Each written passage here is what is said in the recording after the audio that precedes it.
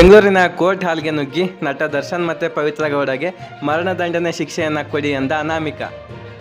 ಬೆಂಗಳೂರು ನಗರ ಕೋರ್ಟ್ನಲ್ಲಿ ನಟ ದರ್ಶನ್ ಮತ್ತು ಪವಿತ್ರ ಗೌಡಗೆ ಮರಣದಂಡನೆ ವಿಧಿಸುವಂತೆ ಅನಾಮಿಕ ವ್ಯಕ್ತಿಯೊಬ್ಬರು ಮನವಿ ಮಾಡಿದ್ದಾರೆ. ದರ್ಶನ್ರನ್ನು ಬಳ್ಳಾರಿ ಜೈಲಿಗೆ ಸ್ಥಳಾಂತರಿಸುವ ಅರ್ಜಿಯ ವಿಚಾರಣೆಯನ್ನು ನ್ಯಾಯಾಲಯವು ಸೆಪ್ಟೆಂಬರ್ 9ಕ್ಕೆ ಮುಂದೂಡಿದೆ. ಈ ಅರ್ಜಿಯ ವಿಚಾರಣೆ ವೇಳೆ ಅನಾಮಿಕ ವ್ಯಕ್ತಿಯೊಬ್ಬ ಕೋರ್ಟ್ಗೆ ನುಗ್ಗಿ ದರ್ಶನ್ ಮತ್ತು ಇತರ ಆರೋಪಿಗಳಿಗೆ ಜಾಮೀನು ನೀಡಬಾರದು ಎಂದು ಕೋರಿದ್ದಾನೆ ಮತ್ತು ಮರಣದಂಡನೆಯನ್ನೇ ಕೊಡಬೇಕು ಅಂತ ಕೇಳಿಕೊಂಡಿದ್ದಾನೆ.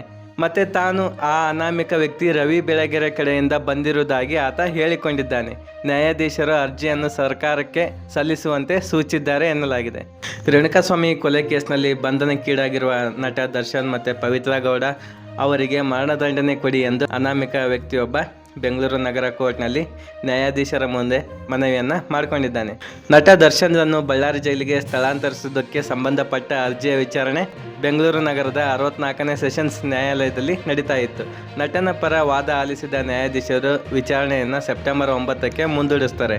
ಈ ವೇಳೆ ಆ ಕೋರ್ಟ್ಗೆ ಅನಾಮಿಕ ವ್ಯಕ್ತಿಯೊಬ್ಬ ನುಗ್ಗಿ ಬಂದು ಪತ್ರ ಹಿಡಿದು ಮನವಿ ಮಾಡಿದ ಘಟನೆ ನಡೆದಿದೆ. ದರ್ಶನ್, ಪವಿತ್ರ ಗೌಡ ಸೇರಿದಂತೆ 17 ಆರೋಪಿಗಳಿಗೆ ಬೇಲ್ ಕೊಡಬಾರದು ಎಂದು ಕೋರ್ಟ್ಗೆ ಬಂದ ಆ ವ್ಯಕ್ತಿ ಹೇಳಿದ್ದಾನೆ.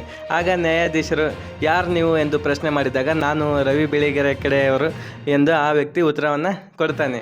ಪವಿತ್ರ ಗೌಡ ಸಲ್ಲಿಸಿದ ಜಾಮೀನು ಅರ್ಜಿ ವಜಾ ಮಾಡಿದ ಕೋರ್ಟ್ ರೇಣುಕಾಸ್ವಾಮಿ ಕೊಲೆ ಪ್ರಕರಣದಲ್ಲಿ ಆರೋಪಿಯಾಗಿರುವ ಪವಿತ್ರ ಗೌಡ ಅವರ ಜಾಮೀನು ಅರ್ಜಿಯನ್ನು 57ನೇ ಸೆಷನ್ಸ್ ನ್ಯಾಯಾಲಯವು ತಿರಸ್ಕರಿಸಿದೆ. ನಟ ದರ್ಶನ್ ಸೇರಿದಂತೆ ಈ ಪ್ರಕರಣದ 7 ಆರೋಪಿಗಳ ಜಾಮೀನನ್ನು ಸುಪ್ರೀಂ ಕೋರ್ಟ್ ಆಗಸ್ಟ್ 14ರಂದು ರದ್ದು ಮಾಡಿತ್ತು. ನಂತರ ಪವಿತ್ರ ಗೌಡ ಜಾಮೀನು ಕೋರಿ ಕೆಳ ನ್ಯಾಯಾಲಯಕ್ಕೆ ಅರ್ಜಿಯನ್ನು ಸಲ್ಲಿಸಿರ್ತಾರೆ. ಪವಿತ್ರ ಗೌಡ ಅವರು ರೇಣುಕಾಸ್ವಾಮಿ ಸಾವಿಗೆ ಕಾರಣರಲ್ಲ, ತಾನು ಮಹಿಳೆ, ಒಬ್ಬಂಟಿ ತಾಯಿಯಾಗಿದ್ದು ಓದುತ್ತಿರುವ ಮಗಳ ಆರೈಕೆ ಮಾಡಬೇಕೆಂದು ವಾದವನ್ನು ಮಂಡಿಸಿ ಜಾಮೀನನ್ನು ಕೋರ್ತಾರೆ. ಈ ಕಾರಣಗಳನ್ನು ನ್ಯಾಯಾಲಯ ಪರಿಗಣಿಸುವುದಿಲ್ಲ. ನ್ಯಾಯಾಧೀಶ IP ನಾಯಕ್ ಅವರು ಮಂಗಳವಾರ ಜಾಮೀನು ಅರ್ಜಿಯನ್ನು ವಜಾ ಮಾಡಿದ್ದಾರೆ.